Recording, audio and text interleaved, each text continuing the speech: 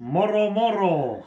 Mikroprojekti se vaan jatkuu ja purkamisellahan me lähdetään taas etenemään. Ja mä tässä vähän ennen kuvaamista niin purinkin jo. Täällä näkyy olevan vähän pensalekkot on irrotettu ja sähköjä on sieltä irrotettu. Ja täältä otettiin tuo ohjaustehostimen tuo säiliö ja letkut irti. Sitten nuo levikekaaret tuolta irti, niin Noksu alkaa ruuailemaan ne siitä robotalla pois. Ja joo,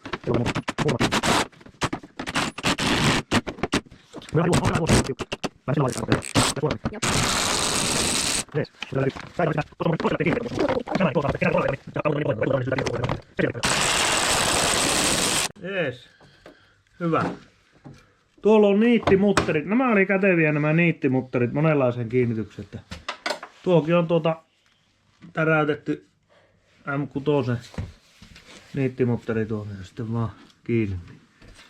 Jees, toiselle puolelle sama homma.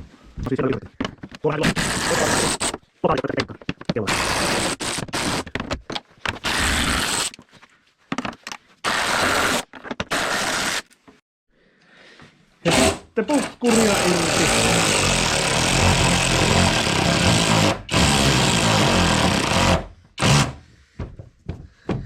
Vai loput se käsillä niin? Joo.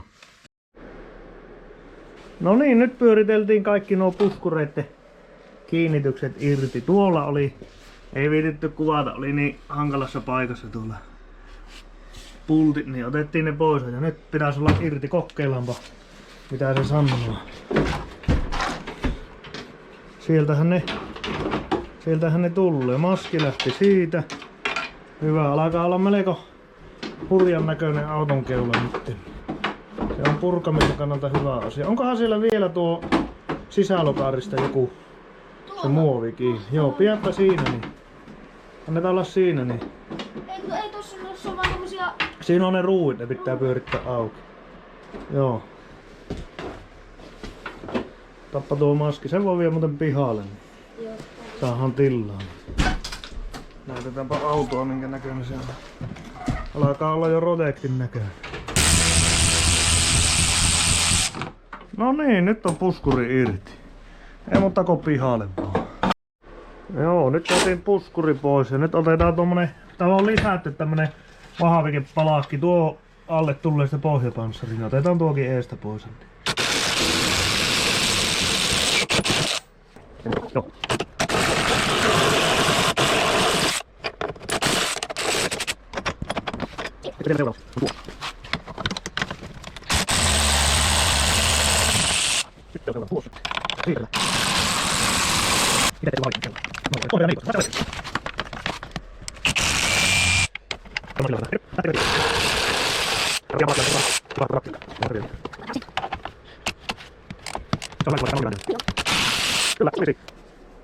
No niin.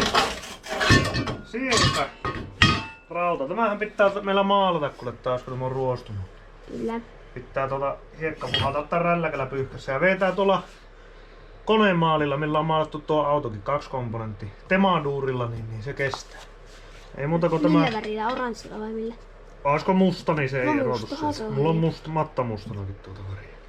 Kyllä. Minäpä vien tämän kärryn ja sitten purkaminen jatkuu. Niin, nyt saatiin pultit irti sieltä, niin lähdetään kokeilemaan. Haluanko puhaltaa muuten puhalin melko kuumaa tuossa vieressä. Sieltähän se lähtee. Otetaan siihen ja sitten sieltä toinen.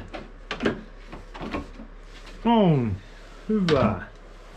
Aika hyvältä alkaa näyttää keula, eli mitä rumeamman näköinen keula, niin sen paremmalla mallilla on meidän Rodexi. Seuraavaksihan me otetaan tuo etumainen moottorikorvakko irti. Ja tietenkin robotalla jälleen. Robotillahan se. Robotellaan. Vähän nöysättiin etukäteen noita, että lähtee näpyykki. Se on niin tuskallista katsoa, jos joutuu tuhertamaan. Niin. Pitää vähän valmistella. Me kannattaa muuten laittaa ne pultit ehkä takaisin sinne, kun on vähän spesiaalimpia.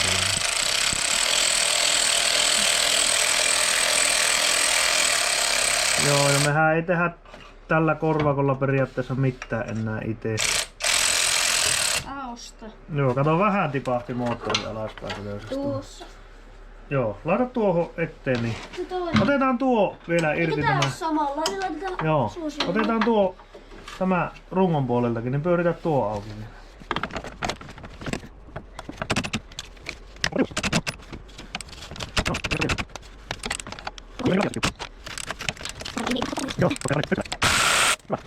Siinähän meillä Entä on sitten tuo? korvakko irti, niin Annetaan tuolle tuo. otetaan noin ja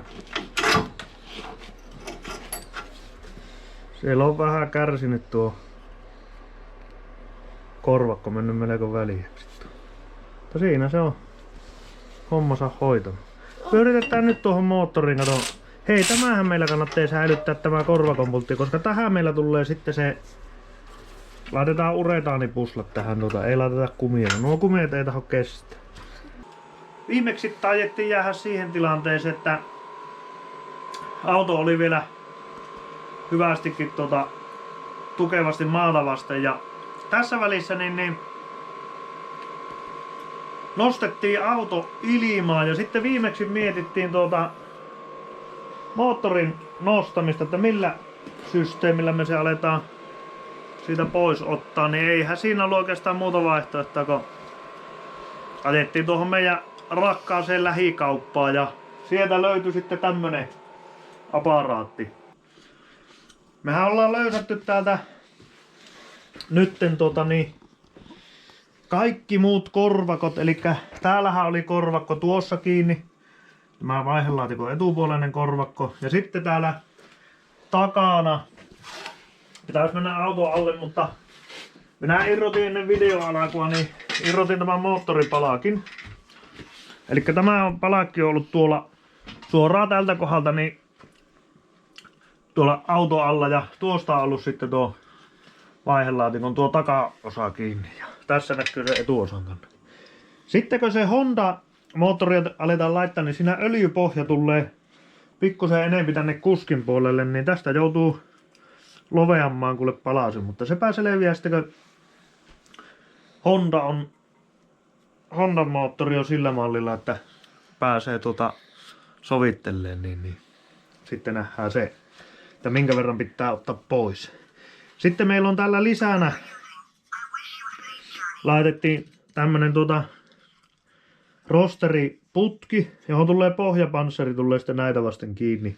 Niin tätäkin rautaa joutuu varmaan jonkun verran muuttaa, mutta pitää yrittää nämä pultit pitää kuitenkin ennallaan, niin saa hyvin sitten tähän pohjapanssari kiinni. Noita pitää lyhentää sitten vaan sopivaksi, kun panssari on paikallaan. Tuollahan meillä on pohjapanssari tuolla nurkassa akun takana. Siinä on 8 mm alumiinipanssari ja siinä muuten näkyy varmaan vielä taistelun jälkeen. Katsotaanpa, kun ihan nyt alkoi kiinnostaa, että silloin heti kun tämä laitettiin, niin eka viikonloppuna tuolla ranualla, tämä on yläpuoli, kun näkyy pakoputki on vähän vuotanut V-panta. Niin Mitä tuo? se on pakoputki, jonka on hakannut siihen tuommoisen montu. Eli tämä on pohjapuoli täällä. Niin tuolla ei siihen pahaa jälkeen jäänyt. Kivi jysähti tuohon. Niin se on aika kestävä tämmönen. Tästä pystyy nostamaan pohjapanssarista niin tunkilla mistä kohti vaan ilmaan. Niin. Tää on kato paksua, 8 mm kattoo tältä sivusta. Niin lyö sormi tuohon vertailuvuoksi. Se on paksua levy. Eikä tämä silti, tää näyttää tosi painavalta, mutta pitäähän tää painaa joku varmaan 7 kiloa, 8 kiloa. Että ei oo pahan painoinen. Moottori ei oo enää muualta kiinni kuin tästä sivukorvakosta. Tämä korvakko leikataan sitten kokonaan tästä pois ja Hondaa se tulee tänne paljon taimas, mutta se näkyy myöhemmin, kun päästään siihen vaiheeseen. Tähän minä mietin tuota korvakkoa, että mistä minä alan tekemään sen. Mä en halua näitä kumikorvakoita laittaa, kun ne on semmoisia, että ne antaa periksi ja sitten ne ajan myötä murtuu. Tässä on Micran tuo taka-akselin niin pitkittäinen tukivarsi. Niin mä otin täältä puslaa irti ja ajatuksena olisi tehdä tämmönen. Tämä muuten taitaa olla leveyskin aika hyvä. Niin tämmönen korvakko. Elikkä tämä on polyuretaani ja täällä on sitten tämmönen elaa täällä sisällä, niin tää on kestävä. Tää on aika jäykkä, mutta niin se pitää olla, että se moottori ei pääse rytkymään tuolla.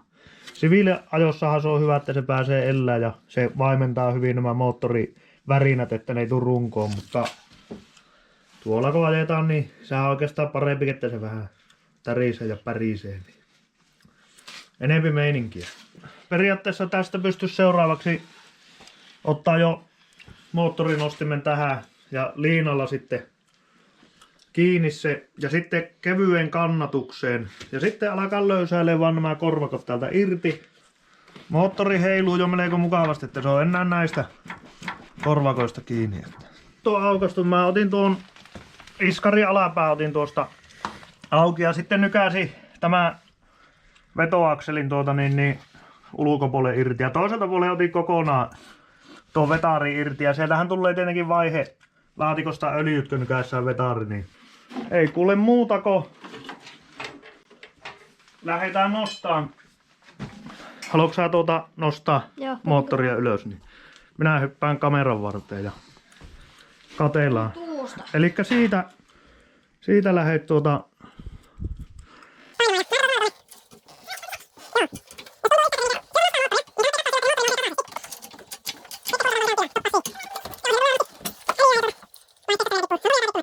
No niin, sieltähän se nousee ja alkaa olla jo yläreuna, niin toppappa siihen taas, niin katsotaan että siellä on kaikki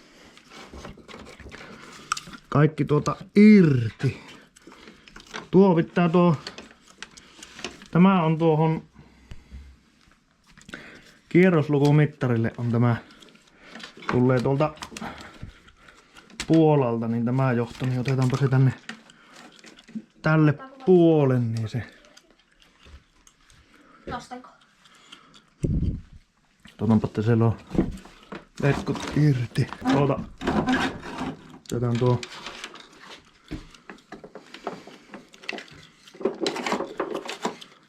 remmi tuosta pois ja Nostanko?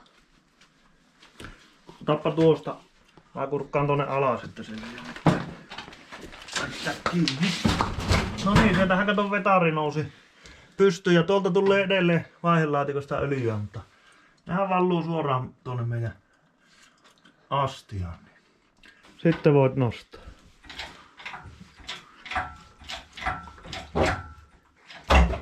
No niin. Sieltä tulee vielä vähän nestettä. Anna olla siinä. Joo. Siinähän se on. Aika korkealla alkaa olla jo moottori. Tää mahtuu pian tulee sieltä pois. Nosta vaan vielä. Tipahti tuolla.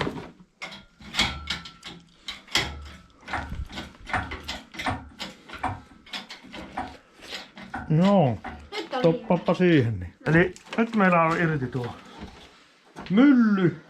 Tuolla näkyy vähän se damage. Kato, kun on syönyt kuvaappa täältä kulmasta. Syönyt korvakkoa, kun se otti tuohon runkoon. Tuo niin. Hirviää kolinaa piti. Ja tämä on, kato, ihan sökö tämä No on kyllä. korvakko. Että kyllä tämä oli korkea aika. Kato, lähtee ihan. No niin, lähdetäänpä viemään. Nyt saattaa vähän rykkähtää.